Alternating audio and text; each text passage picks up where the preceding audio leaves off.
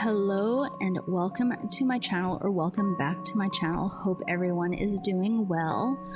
Today I'm going to be reading you 5 true ghost stories from the Haunted Canada book series. If I pronounce anything wrong, I do apologize. The Vanishing Visitor, Summerland, British Columbia. Summerland nestles on the western shore of Okanagan Lake, a few minutes' drive north of Penticton. Home now to more than 10,000 residents. It was a small farming community when World War I was raging in Europe. Back then, newcomers to the area, many from Manitoba, were still planting thousands of fruit trees in what would soon become Canada's world-famous Okanagan Valley orchards. One family, whose members wanted to remain anonymous, settled on the outskirts of Summerland and welcomed the valley's peace and quiet, even more so as bloody battles were being fiercely fought abroad. The parents were grateful to still have their 2 boys at home, both because they were safe and because they could help out with all the work that had to be done in the apple orchard. But one night, as the 2 young men finished up the day's chores, they felt anything but safe. They had gone out to move their horse to a grassier part of the meadow beside the orchard. While they were retying it, a sudden movement in the distance caught the younger brother's eye. Across the pasture, he saw a man walking along the lonely road that ended just past their orchard. Since their family's farm was the last one on the road, the boy couldn't help but wonder where the man had come from. He also wondered who he was.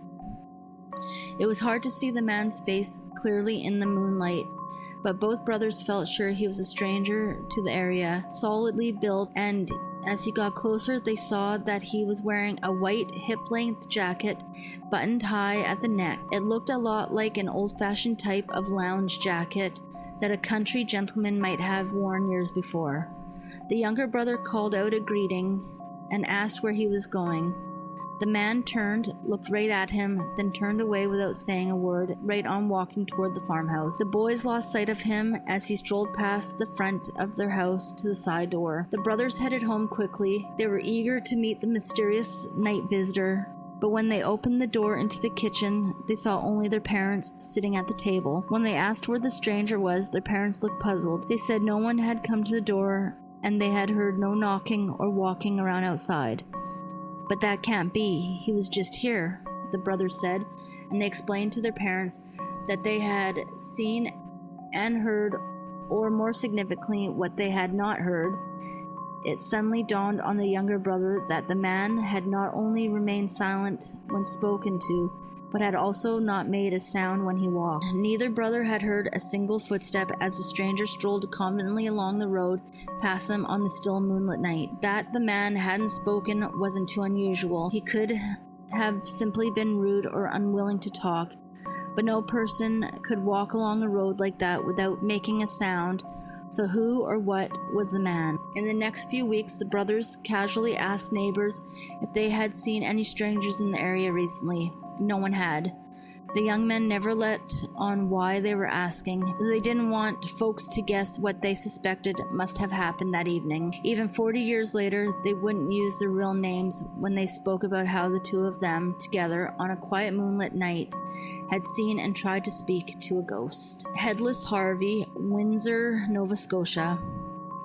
In the winter of 1906, George Stanley chopped off Freeman Harvey's head and hid the gory remains in his basement.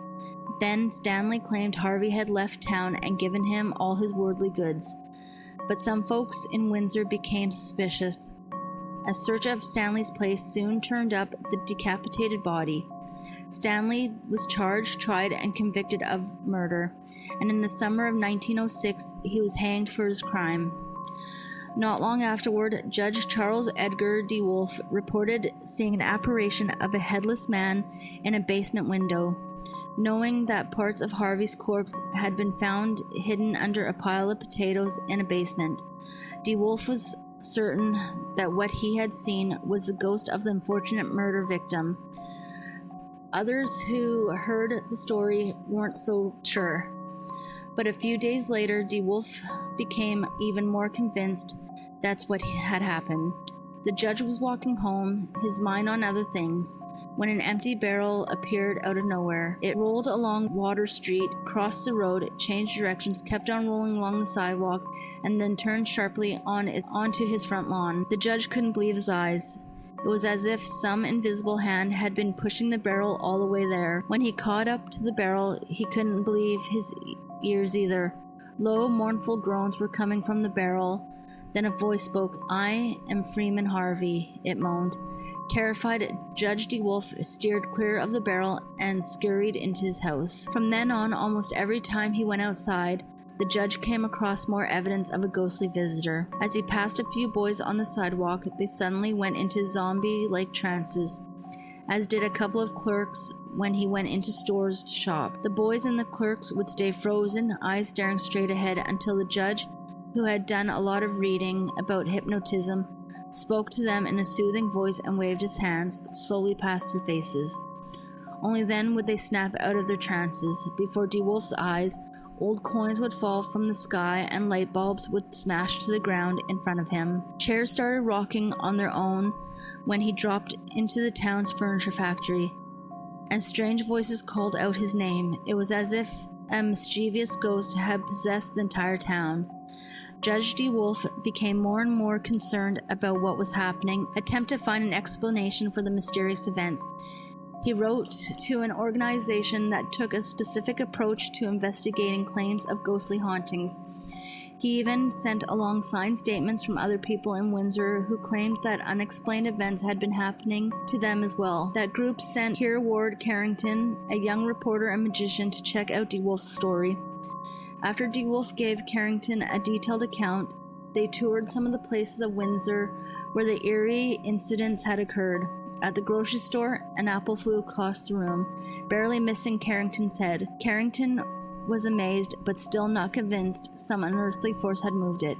He couldn't help noticing that even though the grocer's hands were on the counter, the shopkeeper blushed when the apple took off. At the furniture factory, Carrington listened carefully as sincere-sounding workers explained how they'd been just as frightened as the judge when chairs spontaneously fell over and the pipes started making weird knocking noises. Suddenly, Carrington himself was startled by some rocking chairs and began to move back and forth on their own. Excited by the possibility of finally finding real evidence of a poltergeist's presence, Carrington still took time to examine the rocking chairs very carefully.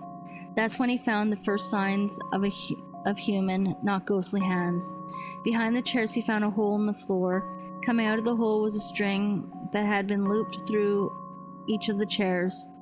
One pull from the basement below could start all the rockers moving, but Carrington said nothing about what he had found, and continued to turn the factory. Pipes started banging, furniture fell over, and coins dropped to the floor. One man even went into a trance, but Carrington noted that supposedly frozen fellow had trouble stifling a laugh. The reporter was now certain that he was observing pranksters at their best, but he still said nothing to the unfortunate judge. However, when the two men moved on to other shops in town, various culprits decided to tell the truth. One young woman admitted to throwing some paper to the floor in the stationery store, and two young men confessed that they had been pretending when the judge had found them acting like zombies. But Judge DeWolf wouldn't believe them. When Carrington decided to go out again without the judge, more people came forward telling him that they had also been in on the joke. For that's what it had been, a practical joke played at the expense of Judge DeWolf. It had all started innocently enough when two boys who were playing with the barrel let it get away from them. When they saw how alarmed the judge was by the runaway barrel, they decided to play a trick on him. They, like the rest of the town, knew that the judge had claimed to see the headless ghost. Before he got to the front gate, one of them hid in the barrel, moaned and groaned, and said he was Freeman Harvey. When DeWolf reported Harvey's second appearance, the boys bragged about what they had done. After that, more people came up with other mischief-making schemes, assuming the judge would quickly figure out what was going on. But he didn't. Even when he read Carrington's final report on the nature of the haunting, weeks later, he clung to his interpretation of what had happened. Perhaps he had trouble accepting the facts because his feelings would have been so hurt if they were true. But maybe there was another reason for his reluctance. After all, He had seen the headless ghost in the window, and Carrington was never able to disprove that eerie appearance. A paranormal presence, Gagetown, New Brunswick. In 1941, M. Patricia Jenkins, one of Canada's best-known weavers, bought a large two-story house in Gagetown, New Brunswick, called Roseneath. The house had been built in 1810 by Hugh Johnson Jr., a rich local businessman and politician. Jenkins loved her home and liked having house guests, but some of her visitors weren't as comfortable as Roseneath as she was. Several of them felt that there was an invisible presence in the house. One old friend who came for the weekend stayed up all night reading so she couldn't fall asleep. She not only felt the presence but also sensed that it wasn't thrilled with her being there. Another visitor told Jenkins she felt the presence as soon as she walked through the front door, and she got the impression that a sad-looking, red-cheeked man was standing on the stairs when she arrived. Jenkins herself had noticed something a little unusual about her house shortly after she moved in. She had decided to replace the dark rusty brown wallpaper in the living and dining room. After scraping off several layers of old paper, she was amazed to find that the original layer was almost identical to the paper she had bought. At the time, she had just thought it was a wonderful coincidence. After some of her friends started talking about the strange feeling they got in her house, she wasn't so sure. Jenkins started to ask questions about Roseneath. The people she had bought the place from told her they had often heard strange noises which they could find no cause. What's more, a clergyman friend had seen the ghostly apparition of a woman several times when he visited them. Stephen Hall, an elderly gentleman whose parents owned the house in the early 1900s, remembered hearing creepy noises coming from different parts of the house too. He also told Jenkins that there had been stories about eerie lights that moved along the hall and up the stairs to the attic. Jenkins started seeing Roseneath in a new light. Although she hardly ever sensed a strange presence herself, she accepted the fact that others felt a ghostly spirit also called Roseneath's home, but that possibility didn't frighten her. In fact, it was even a little comforting. At least it gave her an explanation for some of the other weird things that happened at the house over the years. For instance, she could blame the ghost's taste in art for the trouble she had trying to hang new paintings. A group of friends had pitched in to buy the picture for Jenkins. She wanted to hang it in a place where they could see how much she loved their gift. She chose what she thought was the perfect place for the large forest scene, above the fireplace in the living room. The next morning she found the painting propped up on the mantel. The hook was still securely nailed in the wall, and the wire loop attached to the picture frame was still intact. So it was clear that the painting hadn't just fallen down onto the mantel. 3 more times Jenkins tried to hang the painting on another wall in the living room, above the fireplace in her bedroom, and over a low book in the hall upstairs. Each time the painting would be taken down, but not by Jenkins or anyone else visiting her. Finally, Jenkins tried hanging the painting in the living room again, on a wall opposite the windows that looked out onto the yard. The next morning the picture was still in place. It was never moved again. Did the mysterious presence in the house want the picture hung where she couldn't see it, or did she want it hung where she could look in at it if she were outside in the garden? There was a spot in the yard where, despite every gardening effort, absolutely nothing ever grew. Jenkins used to joke that the bare spot might be where her invisible housemate did her exercises, but perhaps the resident spirit did spend time outside and liked to see the painting from her favorite spot in the garden. Jenkins didn't worry too much about why the painting was moved. She wasn't even seriously worried about whether or not her house was haunted. After all, she never actually saw any ghostly figure roaming around Roseneath. She admitted that she often turned around because she felt someone had just come into the room, only to find no one there, but she figured that sorts of thing happened to everybody, no matter where they lived. But did everybody else's cat act the way hers did when that sort of thing happened? Did their pet suddenly look up, eyes large with fear, and slowly turn their heads as if they were watching someone move around the room? Did they act as if they had just seen a ghost? Jenkins' cat did, and she couldn't help but wonder why. A Ghost Night's Sleep, Winnipeg, Manitoba. Like most grand old hotels, the Fort Garry Hotel in Winnipeg has strong links from the past. It was built in 1913, close to where Upper Fort Garry once stood. The fort was built way back in 1835 on the site of an earlier trading post. In 1870, the famed Métis leader Louis Riel captured it during the Red River Rebellion. But a connection to history isn't the only thing many grand old hotels have in common. Like several others, the Fort Garry Hotel is said to be haunted. For years, guests at the Fort Garry have reported feeling as if they weren't alone when they stayed in certain rooms, but those reports haven't stopped hundreds of guests from returning to the hotel year after year. In fact, a few specifically ask for a room that is rumored to be haunted. But what if one night the rumor became a reality? Suppose you fell asleep in such a room and woke up a few hours later because you felt the mattress move, as if someone or something had lain down beside you. Would you just tell yourself you were dreaming and fall back asleep? That's what Brenda Chamberlain, a member of Parliament from Ontario, did when that happened to her at the Fort Garry. About 30 minutes later, Chamberlain woke up again. This time she had felt the invisible presence shift its weight on the mattress, as if it were trying to get more comfortable. At that point, a more timid person might have grabbed a robe and headed down to the main desk to demand a new room. But Chamberlain didn't. Somehow she managed to stay calm and even got a few more hours of sleep. Chamberlain was lucky though. She probably wouldn't have stayed so calm if she had seen what some house cleaning staff say they've seen in one second-floor room. Streaks of blood running down the walls, and she might have been at least a little upset if a woman in a long white dress had floated at the end of her bed before drifting out the window. That's what one guest said she saw when she stayed at the hotel. A story about a doomed couple in love may explain the presence of haunting spirits at the Fort Garry. It said that a young woman ran away years ago to stay with her boyfriend at the hotel. Her father and brother supposedly found the couple there and murdered the boyfriend. Crazed with grief, the young woman hanged herself in the closet.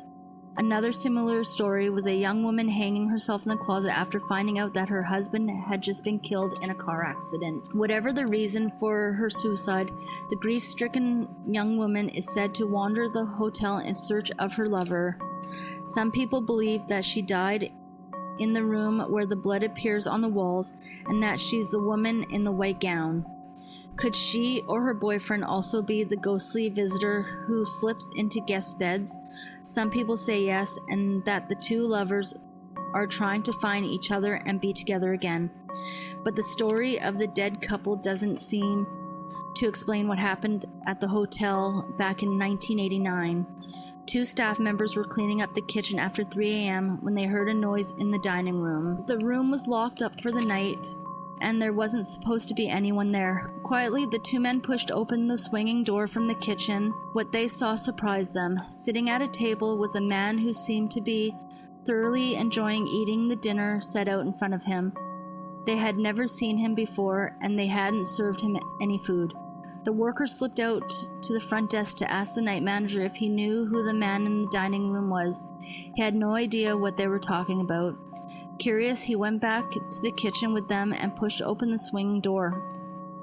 The dining room was dark and silent, and there was no sign of the man or the food he'd been eating. Was that middle-of-the-night diner another ghostly visitor checking into the Fort Garry Hotel? Perhaps. Who else could he have been? Frightened to death, Scotchford, Prince Edward Island. People keep on talking about strange and scary events long after they happen. What happened to Peter McIntyre was so terrifying that some people still talk about it more than 200 years later. McIntyre was one of the hundreds of Highlanders who sailed from Scotland in the late 1700s in search of a better life. Like many others, his destination was Prince Edward Island, known back then as St. John's Island.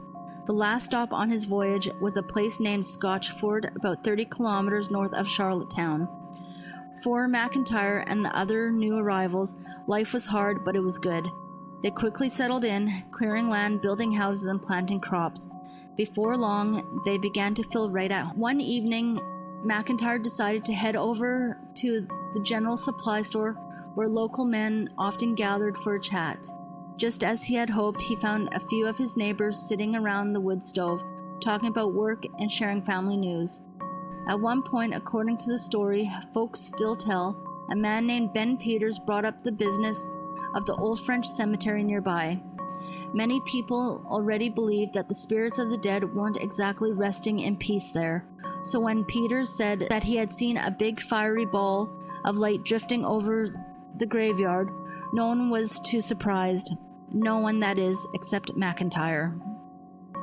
Still a relative newcomer, McIntyre hadn't heard all of the rumors about the strange goings-on in the cemetery, and even if he had, he probably wouldn't have believed them. Silly superstitions about the dead didn't frighten him, and he made it clear that evening that he wasn't about to be spooked by tales like the one Peters had just told. But the other men were. Peter's description of the eerie light floating over the graves had sent chills down their spines. Still, they didn't want to look like cowards in front of McIntyre. So instead of admitting they were afraid, they decided to dare him to prove that he wasn't. If, as he claimed, they were only dried out, silent, unmoving bones in the cemetery, then he shouldn't be afraid to spend more time there at night. McIntyre said he wasn't the least bit frightened to take their dare. In fact, he added he'd do it that very night to make sure he really went. One man grabbed a pitchfork leaning against the wall and handed it to McIntyre. He told McIntyre to jam it into the ground in the middle of the graveyard.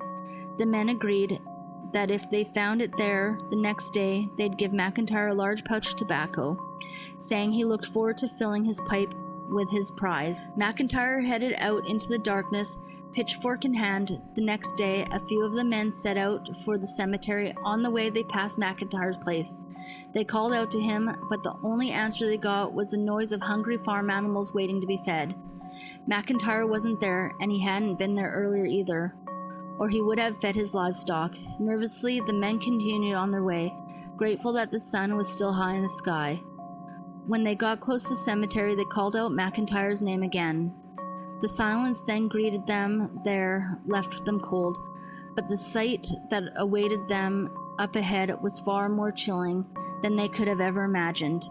It was the pitchfork handle that drew them further into the graveyard. It was sticking straight out of the earth, as if marking the spot beneath.